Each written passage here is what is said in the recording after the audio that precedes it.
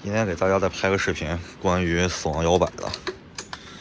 哎呀，之前发了个文案，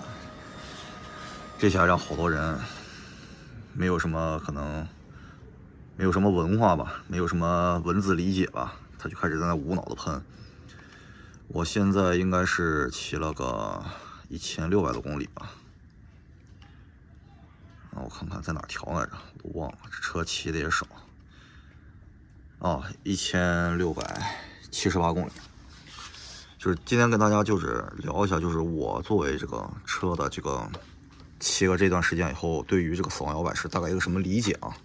然后那个仁者见仁，智者见智，不满意的你该拉黑拉黑，同意的就是你作为一个参考，也不能说完全绝对，因为大家的知识储存量毕竟是有限的。首先就是说，就是我们就直接就说吧，就这个车更容易导致死亡摇摆，或者说是它对于死亡摇摆的容错率低，其实就是因为拖曳距角度。就是我们这个前叉啊，它假如说是你把这个角度再放大一点，它的这个后轮的给前轮的这个扭力输出，它会往前轮会有一个更支撑性、更直接的一个传导，所以它这个力量会就是会更稳定一些。但是如果你把这个平叉的角度，假如说你从这个角度啊变成这样的一个角度，你再去推一个轮子，它就会出现更大幅度的不稳定性。但是它相对来说，当你就是前叉完全直立的时候，它就会更灵活。但是你的仰角越来越大，甚至你比如说像一些哈雷车型啊，像一些爆改过的一些那种美式巡航啊，当它的前叉如果说这种角度的情况下，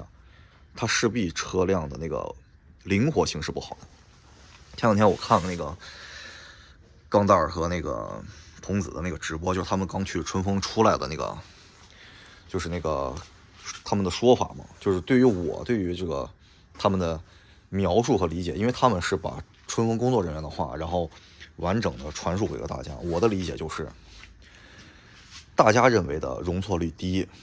不友好、有问题，在春风的工作人员眼里，人家认为这是这个车的优点。就是我们，就是你如果曲解，但是这个话说出来，大家会曲解，他会曲解成什么呢？他会曲解成，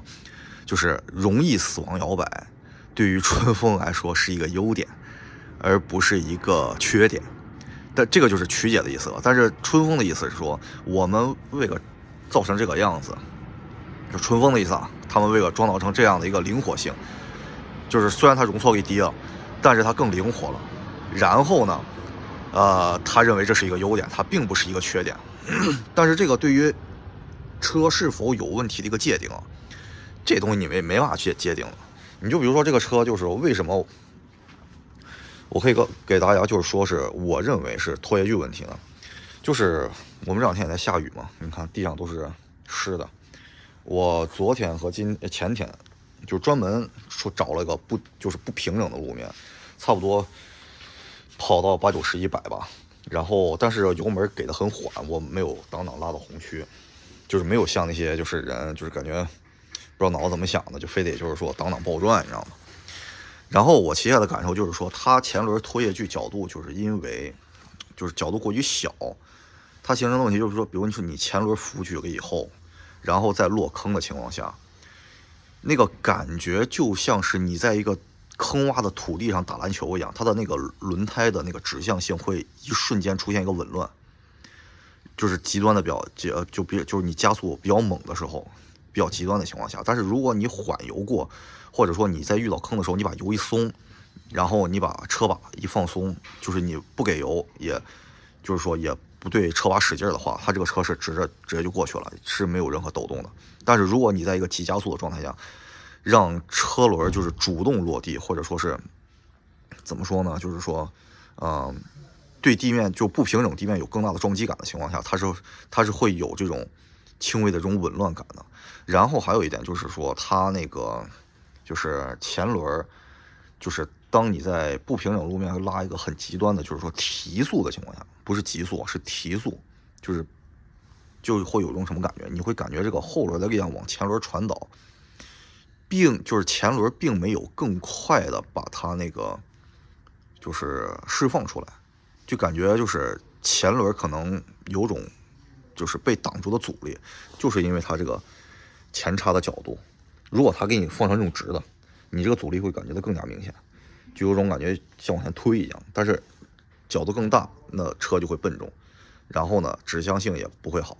然后它的灵活性也不会好，所以它对于调教的取舍，导致了就是说更容易死亡摇摆，或者说是死亡摇摆容错率更低的一个情况。但是呢，他给你留了太齿的预油口，那你自己就得掏钱去搞这个东西。但是你说这个是好还是坏吧，我只能说你骑会不会死亡摇摆，这个我不敢保证。但是以我目前这个状态骑，我是不会遇到死亡摇摆的。然后再一个问题就是说，为什么今天要拍这个视频这么说呢？就是前面我发那个文案是什么意思呢？就是说大多数人说什么，说那会儿没有人提拖曳距，那会儿大家提的更多是车架软是导致死亡摇摆的原因。我为什么说那个文章，就是我为什么要发那个文章，就是因为很多人屁股往上一坐，拉个直线，甚至都没有走弯，他说这车架软了，这个说法是不成立的。首先你如果认为这个车架软，你得知道它是什么材质，你得把它切开，拿光谱一打，知道什么材质，这个材质每立方厘米的就是抗扭，然后还有它的抗压能力是多少，这个在那个物理学上是有界定的。然后当你的材料厚度，然后还有以及体积，它经过一个测量以后，那么它整体的结构纵向抗冲击能力是多少，这个也是可以测出来的。包括它的后摇臂，有很多人说它后摇臂软，说车架软，所以他们这个说法不成立。为什么不成立？因为到目前为止，没有任何一个人可以拿出就是相对于车架的软硬度以及结构不稳定的一个就是实验数据，甚至他们连实验都没有做，他们的实验就是屁股往上一坐，拧个大油，就说这车架软了，你这不就纯扯淡的嘛，对不对？那我往地上一坐，这个地球软了啊，这个是没有参考性的。所以说这个，再一个就是我上次提出一个理论，就是说因为你说车架软，那么你就得证明这个车架软，但是大家又证明不出来，对不对？你就比如说是我现在说它这个拖曳距，就是因为角度问题导致的，灵活性过大，容错率过低，那么你可以对比出来，它确实是那个就是拖曳距会比其他的车要小，它是个23.5还是23.7来着，我忘了。然后呢，那这个就是说也是官方公布出来的数据，那这个东西它就是一个证据，对不对？就比如说我提出这个东西，然后我也提出就是说这个东西的来源在哪儿。但是你如果说它的车架稳定性不行，车架软的话，那这个东西目前就是无迹可查，没有什么参照性和对比性，这个是主要的一个关键原因。还有一个就是它这个车的刹车，就当你在过减速带强烈扶举的时候啊，它会有一个问题，就是你捏到这一点，假如说可以捏下去有刹车，但是你前轮一旦扶举的一瞬间，我昨天也体会到，蹬到这儿就捏不动了，然后你松一下再捏一下，它刹车就有了。所以这个东西大家一定要注意，这个可能会形成一个安全隐患。呀，以前的那些车我没有印象了，有没有出现？但是反正这个车确实是出现了。所以说这个，但是那天我们在群里面讨论了，说是给 ABS 泵的那个垫片，就是怎么改造一下，说是就 OK 了。咋说吧，这个车还是得改，不改的话能骑，但是你要么就是技术过关。当然，这个大家对于技术的这个过关这个事情也是这个理解是不一样的。有的人说是我骑个几万公里了，我骑个10多年车了，20多年车了，但是他骑20多年这个是真是假的不知道。你正常来讲，你从18岁拿到驾照，你骑20年车，你最起码在40岁了，对不对？所以说自己骑个20年车的人有没有40多岁，这个东西有待商榷。反正我没有骑20多年，我也就骑个不到10万公里。但是这个东西和你公里数有没有关系？有关系，但是有没有绝对关系？也没有绝对关系。为什么？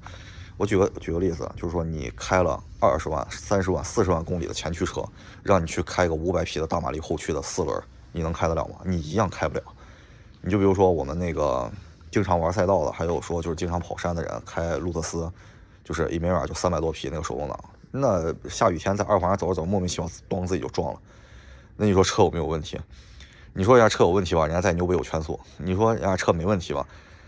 哎，他莫名其妙撞他也找不着啥原因，对不对？哎，这个东西就很有奇。那你说他算不算老司机？那在某些方面你可以说他算老司机，但是某些方面他就不算老司机，所以这就是个很尴尬的理论。也就是说，大家网上都说这个容错率低，春风现在就是刚那儿不是说了吗？春风说啊，接下来他去开试驾会还是培训会，教大家怎么骑这个车。然后他又说这个车不适合新手，反正我觉得这个适不适合新手这个东西，也是存在一个就是疑点的。